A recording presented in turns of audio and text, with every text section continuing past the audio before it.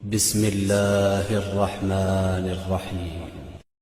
لوہ ایک مسلمانوں کے سربراہ ہے نا، ان کا شکریہ ادا کرتا ہوں جنہوں نے ابھی پچھلے دنوں ایک نعرہ لگایا کہ بے خطا بے گناہ فلانا فلانا۔ میں ان کا شکریہ ادا کرتا ہوں کہ انہوں نے یہ نعرہ لگا دیا، ہمارا مسئلہ حل کر دیا۔ جی وہ جب وہ جماعت اسلامی کے سربراہ نے کہا تھا نا کہ کربلا میں دونوں طرف صحابی تھے، میرے مولا حسین کی طرف بھی صحابی تھے اور مارنے والے جو آئے تھے وہ بھی صحابی تھے، تو بڑا شور مچا تھا ان کی جماعت میں بھی اور پورے پاکستان میں۔ آپ کو یاد ہوگا ابھی 3-4 سال پہلے، 5 سال پہلے، تو میں ایسے ایک مجلس میں گیا تو ایک عزادار نے مجھے رستے میں روک کے کہا کہ ہمارے علماء جواب کیوں نہیں دے رہے؟ اتنی بڑی بات وہ کر گئے کہ دونوں طرف صحابی تھے، آپ لوگ جواب کیوں نہیں دیتے؟ میں نے کہا جی ابھی دیتا ہوں جا کے جواب۔ تو میں نے وہاں ممبر پہ جا کے کہا تھا کہ میں جناب منور حسن صاحب کا شکریہ ادا کروں گا کہ انہوں نے 1400 سال سے جو ہم کہتے آ رہے تھے وہ آج مان لیا۔ کسی میں جرأت ہے تو یہ کہیں کہ جو حسین کی طرف صحابی تھے وہ باطل پر تھے۔ یہ تو ہم کہتے آ رہے ہیں نا، یہی تو روتے آ رہے ہیں، یہی تو پیٹتے آ رہے ہیں۔ اسی طرح ان صاحب نے جو کہا نا، یہ نعرہ لگایا، اس کے بعد 10 کتابیں اب تک آ چکی ہیں ان کے رد میں 10 کتابیں آ چکی ہیں۔ ہمارے تمام مجتہدین نے یہ فتویٰ دیا ہوا ہے، یہ ان کا فیصلہ ہے، ہم اس کے پیروکار ہیں، اس فتوے پر عامل ہیں، عمل کنندہ ہیں کہ شیخین کے بارے میں زبان کو بند رکھو، کوئی بات ان کے بارے میں نہیں کہو، اس لیے کہ مسلمانوں میں فساد پھیلے گا۔ ہمارے سارے مجتہدین کا حکم ہے کہ خبردار نامناسب جملہ شیخین کے بارے میں کہنا یہ شرعاً حرام ہے۔ اس کا ہرگز یہ بھی مطلب نہیں ہے کہ وہ ہمارے لیے آئیڈیل ہے۔ دونوں باتوں کو روشن کرنے کی ضرورت ہے۔ ہم ان کے بارے میں کوئی نامناسب جملہ نہیں کہیں گے، مگر یہ بھی مطلب نہیں ہے کہ وہ ہمارے لیے آئیڈیل ہے۔ ہمارے لیے آئیڈیل علی کی ذات ہے۔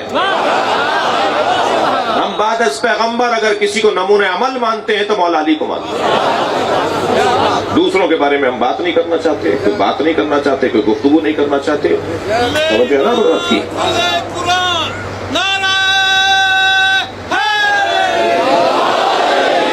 میرا وہ کلپ چلایا جناب ڈاکٹر عمران لیاقت صاحب نے بول ٹی وی پر، جس پہ کافی ہمارے قوم میں بھی کچھ لوگوں نے اس کو بات کو سمجھا نہیں۔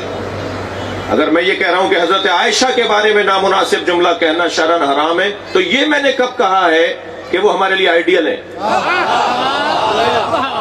یہ کہاں کہا ہے ہم نے؟ یہ حرام اور حلال اور واجب اور یہ جو احکامات ہوتے ہیں، یہ کام ہے وہ مفتیان دین کا کہ وہ طے کر کے بتائیں کہ کیا کرنا ہے ہمیں کیا نہیں کرنا۔ جسے 1 سے لے کے 10 تک عربی میں گنتی نہیں آتی وہ فتووں پہ تبصرہ نہیں کر سکتا۔ میرٹ کی بات ہے، قابلیت کی بات ہے، ایکسپرٹ کی رائے کی بات ہے۔ ہر شعبے میں ایکسپرٹ ہوتا ہے، دین کا بھی کوئی ایکسپرٹ ہے یا نہیں؟ جو دین کا ایکسپرٹ ہوگا وہی رائے دے گا، ایسا ہی ہے۔ تو اگر ہم کہہ رہے ہیں کہ ان کے بارے میں کوئی نامناسب جملہ کہنا صحیح نہیں ہے، تو اس کا یہ مطلب کہ کیوں نکال دیا جائے کہ وہ آئیڈیل ہے ہمارے لیے؟ ہمارے لیے آئیڈیل نہیں ہے۔ ہمارے لیے آئیڈیل بعد از پیغمبر اہل بیت کی ذات۔ عزیزان گرامی، اور یہ میرا نظریہ ہی نہیں ہے، یہ سارے سنیوں کا بھی ہے۔ بہت سے لوگ ہوتے ہیں مانتے ہیں بولتے نہیں ہیں۔ مفتی صاحب نے کہا تھا نا اپنے مجمع میں کہ علی ولی اللہ جو شیعہ پڑھتے ہیں اذانوں میں، یہ صحیح پڑھتے ہیں۔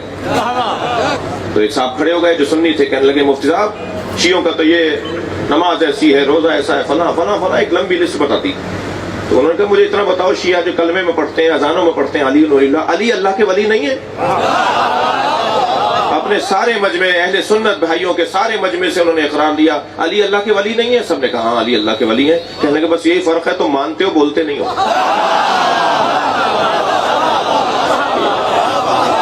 صلوات پڑھنے ذرا محمد و آل محمد۔ اسی طرح یہ جو مسئلہ ہے نا، تھک تو نہیں رہے میری باتوں سے؟ اسی طرح یہ جو مسئلہ ہے کہ بعد از پیغمبر اگر کوئی صاحب فضیلت ہے تو ترتیب میں وہ علی ہے۔ یہ سارا عالم اسلام مانتا ہے، مگر بولتے کچھ ہے، کوئی بولتا ہے۔